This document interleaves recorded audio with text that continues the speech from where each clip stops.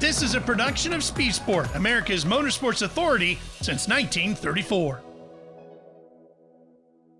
I wanted to talk to you a little bit about the driver's side of the Indy 500.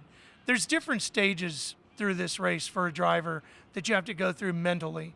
The first part is just getting ready, coming out of Gasoline Alley, getting in the car, and leading up to that green flag. You have to be in a different mental state for this race almost than any other. How does a driver get ready for that? Well, I'll dispute about the mental state because I think if you're doing something different here, you're doing it wrong everywhere else. And the way I equate that is just quickly to give an example, a team that's going to the Super Bowl. Are you going to change your plays because you're in the Super Bowl? You're going to do everything that you've done up to that point. This is our Super Bowl. But, you know, I remember when I was active here and people would see me at the hotel, see me, you know, just gallivanting around at 9:30 at night, you know, before the race. Mario, shouldn't you be in bed? It's the 500 tomorrow. I said, well, I usually go to bed about 11 o'clock before a race, and then I go to sleep, and I sleep well, and I'm not changing, you know, here. So now, the one thing that's different here is all the pageantry, everything that goes on. You're here longer than any other race throughout the season. So the luxury that you have is the preparation, but also that can work against you if you're maybe looking for what isn't there. Like you know, it's generally known the drivers, they can just work their way, you know, into the setup and work their way out too.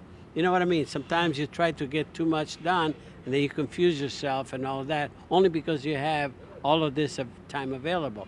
So again, but it's the pageantry that's the difference. And again, it takes you longer even to do the walk to your car and all of that. So you have maybe potentially more distractions.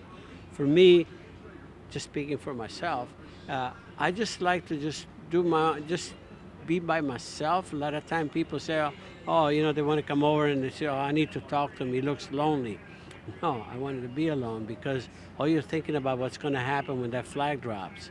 And sometimes because of the pageantry, you have more distractions. That's the difference.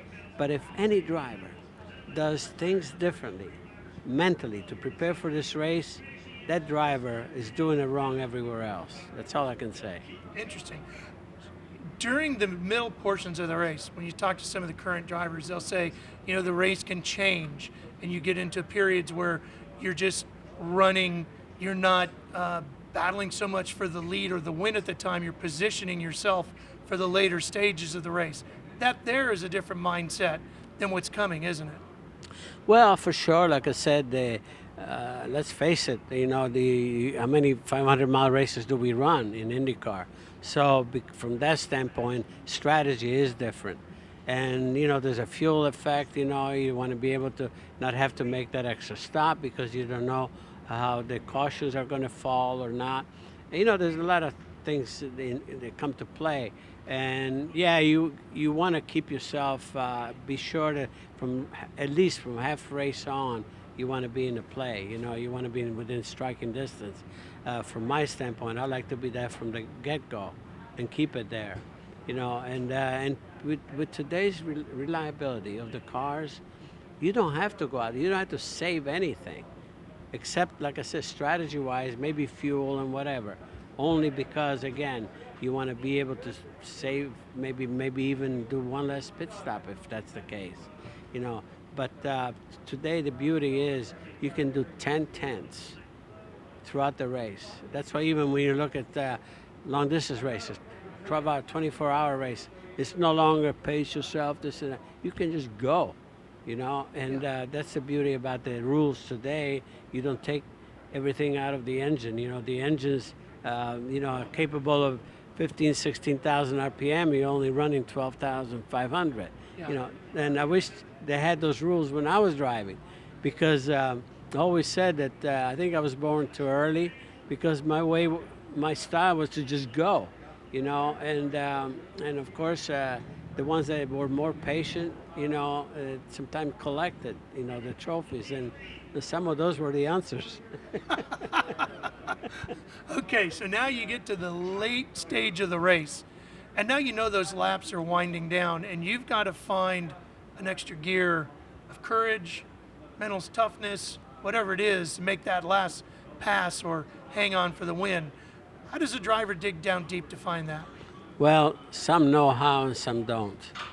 You just, it takes just a special talent to be able to just go that, like I said, if everything seems under control, you're just not going fast enough, to be right at the limit. I watched just a couple of races, with Pagano and Rossi. I was so marveled at what I was seeing. These two guys were pulling everything out, and that's what that's what it takes to win. And that one of those two were a winner, Yeah. and that's the beauty about it. But not everybody's capable of doing that. Very honestly, it's toward the end of the race. If you're in that situation, you got to be able to just qualify every single lap, and not everybody can do that. So you still get to drive because you're running the two-seater. If they let you go all out, give you the setup you really want, what row are you on? Well, I'm qualifying every lap I'm out there with a two-seater. And they let me set it up too, so I have it. The thing feels good for me, and everything. I'm having fun with that for sure. I was tempting a couple of times to just stay out there, when they gave the green for at least a lap or so. Get all that big draft of 33 cars. I think race control probably sometimes they were kind of worried about A little that. concerned. Mainly because I'm not afraid to get fired.